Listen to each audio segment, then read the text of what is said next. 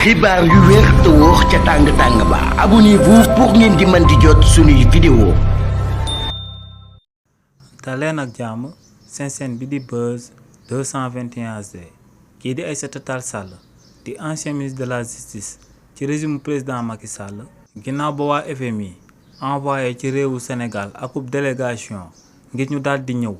càmbar rapportu Cour des comptes bi nga xam ne dafa daal di fësal que ne waa régime président Macky Sall dañ fi daan amal falsification de chiffres budgétaires te si li ni mel délégation FMI boobee daal di dëggal rapport bi nga xam ne moom la waa Cour des comptes amaloon ci réew mi di Sénégal kii di Aïssata Tall Sall yëkkati na ay kàddu daal di àddu jëmale ko si li ni mel. kii di Aïssata Tall Sall ne lu leer ba am moom mooy que ne lu délégation wu FMI bi daal di fësal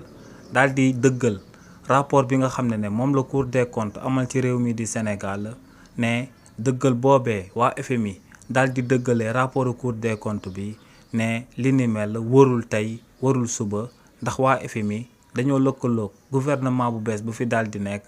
di amal ay manipulation ngir naan ñoom dañoo amal ay falsification de chiffres budgétaires ne lu leer ba am moom mooy que ne lu ñuy sàkku ci délégation boobee nga xam ne dafa bàyyeekoo ci FMI moom mooy mu daal di ñëw daal di toog daal di àddu moom ak waa parti bii di APR ñooñee dinañ ko daal di won que ne rapport bi nga xam ne moom la gouvernement wu réewu Sénégal daal di fësal la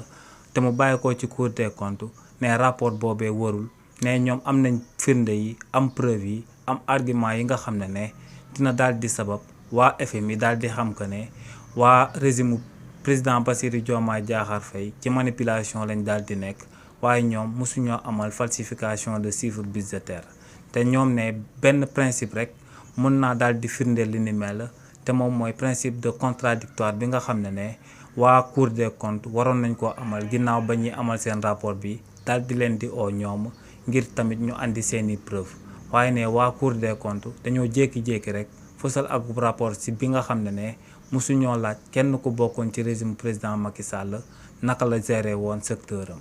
xibaar yu wér te wóor ca tàng ba abonnez-vous pour ngeen di mën di jot suñuy vidéo.